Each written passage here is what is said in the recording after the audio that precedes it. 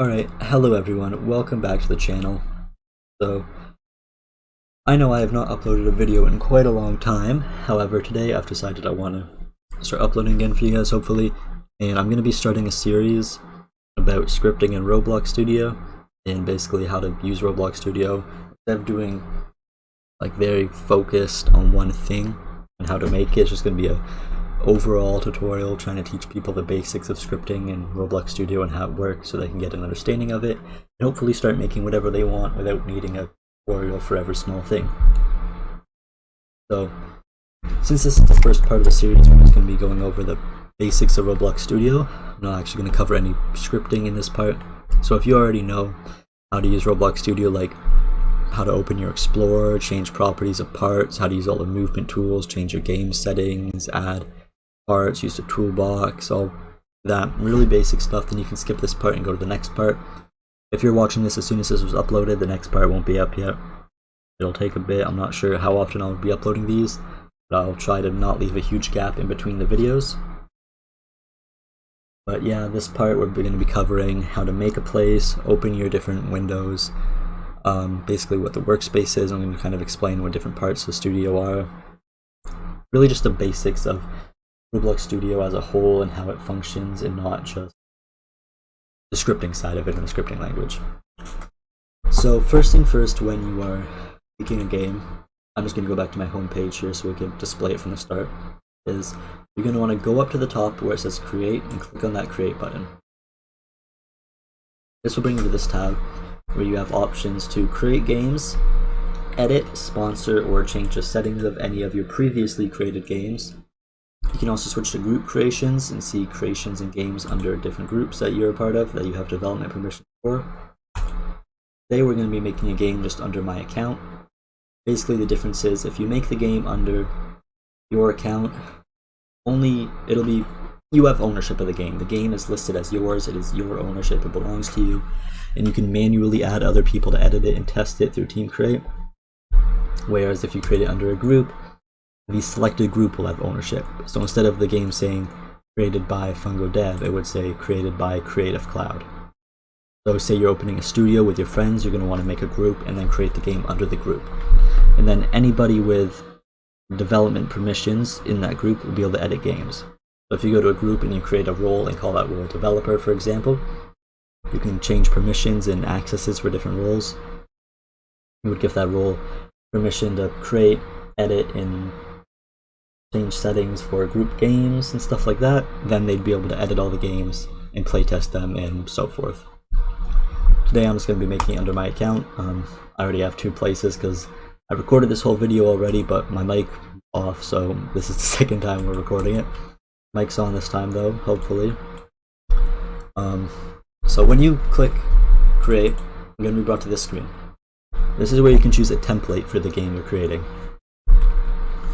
Most of the time you're going to want to choose base plate or classic base plate. No difference between these two, just the way it looks, and this one starts with a spawn location, this one doesn't. This one was the base plate that we had until just recently when they added this one in. You also have flat terrain, which is, as you would probably guess, just a flat piece of terrain. And all these other ones. Some of these come with just maps, like the village, castle, suburban. Some of these come with maps and vehicles, like the racing one. Some of them come with built-in scripts already made, like the Galactic Speedway, the Lion Runner, Capture the Flag.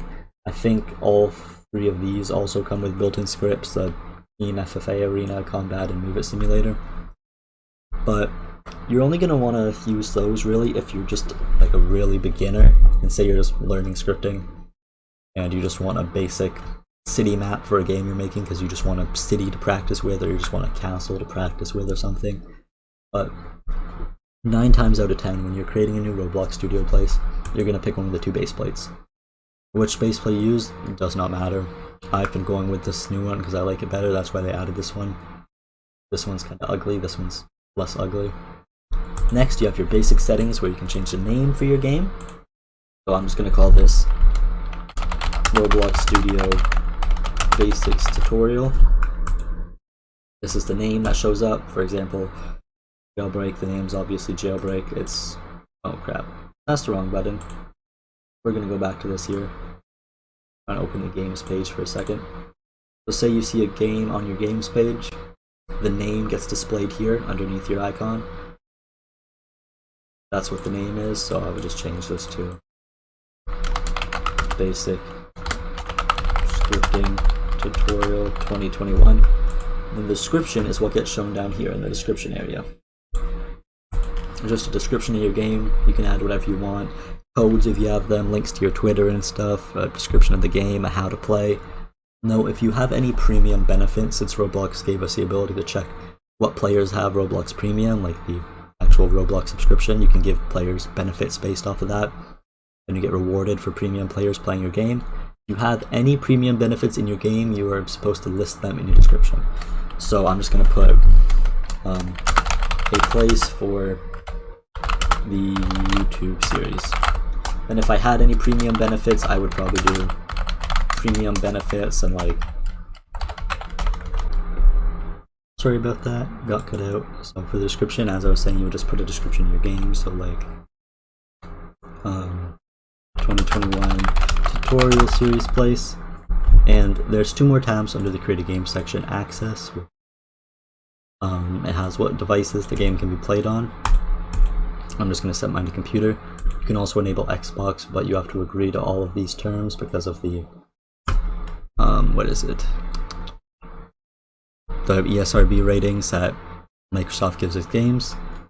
So if it contains any of these, it goes against the rating of Roblox on the Microsoft Store, so you can't have those.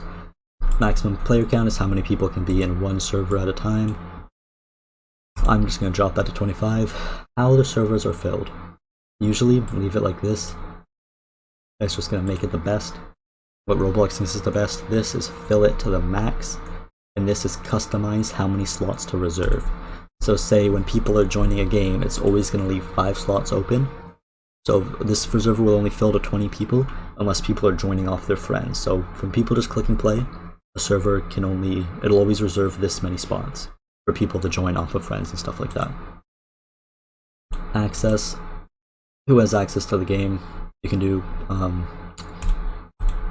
this is for if you want to sell, no, not if you want to sell, if you want to make it so only friends have access to your game. However, I'm just going to leave it to everyone. Allow private servers is letting people pay for their own private servers or get them for free. I'm sure you've seen these on other Roblox games. That is basically it. Yes. Advanced settings is your genre. None of these are really important. Ignore these.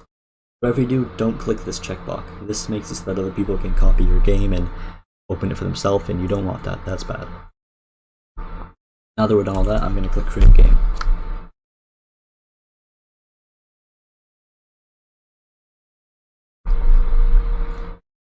So as you can see, it created the game. It's now on my list, and I'm going to click edit to open it up in Roblox Studio.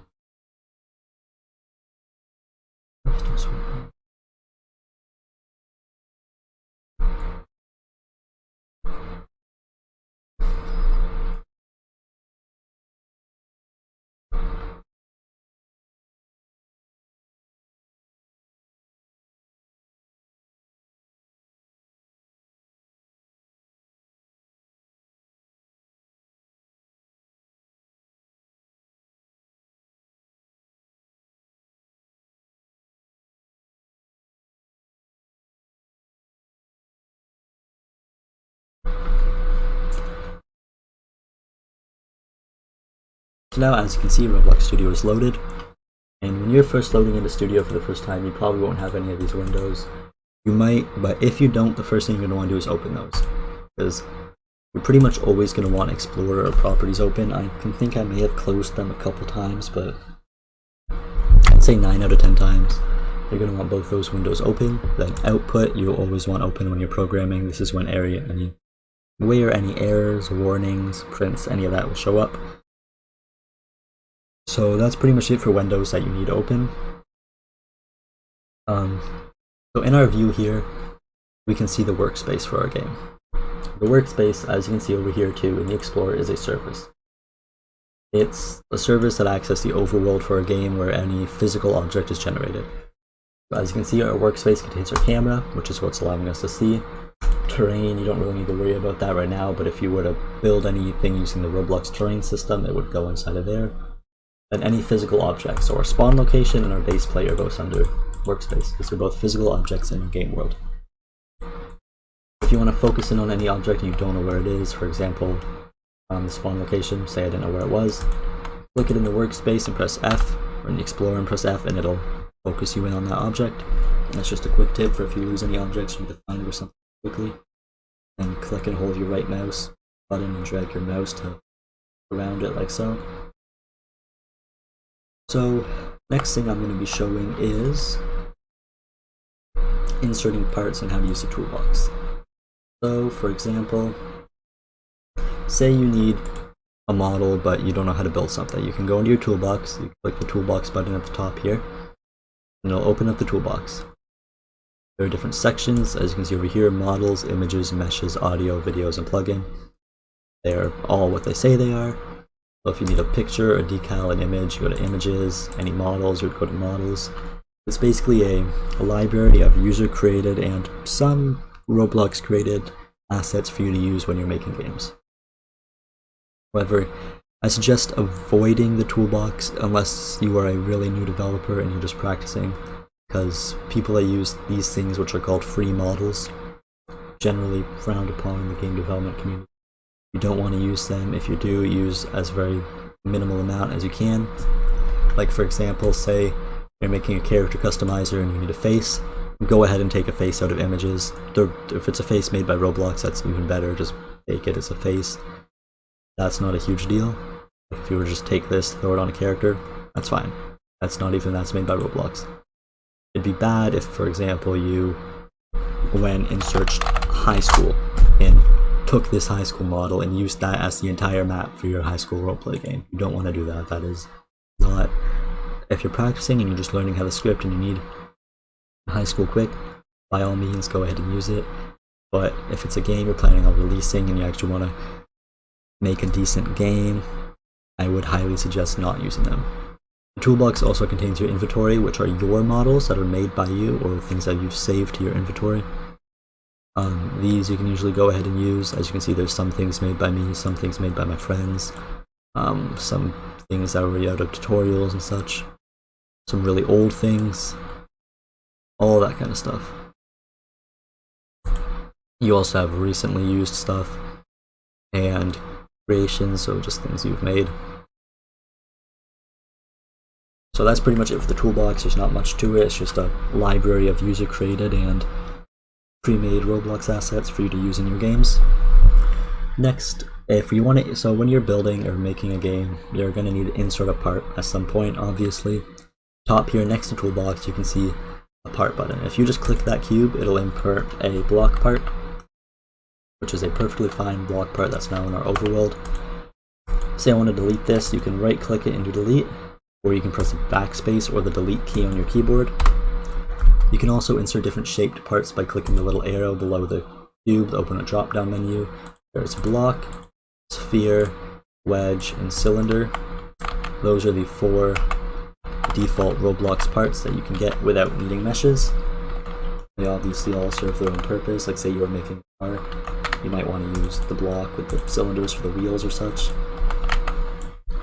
For now, I'm just going to be keeping this block part though. So now that we have a block in our overworld, we obviously need a way to actually manipulate this part. That's where these 4 tools in the top left come in. The select tool is basically like a select, it's a cursor, same as anything else. You can click a part to select it, click and drag it to move it around. Click and drag it to move it around, like so. You can also select multiple parts by clicking and holding on an empty area and dragging. Create a selection box, and if you drag one part, it'll move them both together. You can also do this by clicking one part and holding Control or Shift on your keyboard and clicking the next part, and they'll both be selected as well. That's pretty much it for the select tool. Now all 3 other tools have all the same functionalities as the select tool. You can click to select, you can drag, you can do your selection box. However, they all have one extra thing, which are basically more precision manipulation tools. As you can see with the movement tool, we get 6 arrows around the object. which allow us to move it on only that axis. So as you can see, even though my mouse is going left and right, it is only moving up and down because that is the axis I selected. You just click and hold on an arrow and then drag your mouse to move the part. As you can see, like so. Next we have our scale tool, which allows you to change the size of the part by clicking on one of these orbs and dragging, same as the move tool. As you can see, you cannot invert a part like this, so say I was to drag and try and drag it through itself, it stops because there is a minimum size. However, you can drag them as big as you want. So say I wanted a wall, I would make it thinner, really long, and really tall. And there's a wall. If you want to undo any changes you've made, by the way, you can press Ctrl+Z on your keyboard, or click the undo arrow in the top left, exactly the same as any other computer application. Then for our final tool is the rotate tool. It allows us to rotate the part on a specific axis. So if you click and hold one of the rings and then drag, that part will spin on that ring. As you can see, you can use this to get any possible rotation you could want. Now for both those, if you want to do them on a grid, like as you can see right now when I'm rotating and moving, it's just freely moving at any amount. Say I wanted to lock this and do it on a 10x10 grid, you click the model tab in the top left and make sure these are both checked. You can choose how many studs you want to move by and how many degrees you want to rotate. So now if I click my part and move, as you see, it moves by 10 studs no matter what. It won't move less, it won't move more. Every time you move it, it's 10 stud increments. Then with the rotation, I set it to 15, so if I click and hold on a ring, you can see these little notches pop up and it'll rotate by 15 degrees every time my mouse moves the correct amount. That is pretty much it for your movement tools in the top left. On top of these, we also have our game settings, which I'm going to go over. If you go back to your home page, in the top right, there's this little gear that says game settings, where you can change all sorts of settings about your game. You have your name that you can change, your description, your game icon, the square icon that shows up on the games page, and then you have, where'd that go? Your thumbnails, which the thumbnails are these images that show up when you actually select a game, when you're on that game specific page. You can also change your genre in here and the playable devices. Excuse me. Permissions is basically who can play this game. So if you want to be only developers can play, anyone on Roblox or only friends, that's what these are for. You can also add developers by turning on Team Create, which you turn on Team Create by going to View, Team Create, and turn on. This will basically save your game and republish it, and allow you to add other people to the place as a developer so that you can edit the game with them in real time. It's great. Not a lot of game development engines have something like this, so it's awesome to see in Roblox. As you can see now, if you go to game settings and permissions, you can add a collaborator, like if I searched for Jinx, for example, you get anybody by the name of Jinx as well as groups. You could add them. Next is monetization. Basically, this is where you can change different things. You can add badges to the game, which make it so that when players, like the badges that you get, like when you join a game, you'll get a welcome badge or a you met the developer badge. This is where you create those under monetization. You can also make the game paid access. Note, private servers needs to be turned off and the game needs to be public. You can turn on paid access and make your game like however much Robux you want to play it. Say 250 Robux to play your game. That's what that does. We already ran over what private servers are. And developer products are any purchasable thing that you can buy more than once. So say when you're buying money or XP in a simulator game, those are dev products. Security, we're not really going to go over this. Allows players to be teleported to different games. You can read these if you want to know what they do. If you're making a game with data stores and you want to test them, you're going to want to make sure you have this one enabled. Localization is just making text automatically translate to different languages. Avatar is if you want to change how the avatar works. So say you want to make everybody have R6 avatars or everyone have R15, or make it player choice, so where you would do that. World, change gravity scales, default jump heights, default walk speeds, such. options, shut down all your servers, and enable collaborative editing for scripts, make it so that people can both edit the same script at the same time. So a lot of that was probably pretty confusing right now. We went over it really quick because you don't really need to know anything outside of the basic info and permissions at the moment. So none of that really matters right now, but you have a basic understanding of it now, and if you need to go back over it, you can just go back in there and read it. I believe all of them have little descriptions. I don't know how that opened. So now, what happened? We are going to go over playtesting. If you want to playtest your game and join your game to test that everything works, at the top here, when you're in the home tab, there's a play button. It's simple as that. You click the play button, it'll start loading.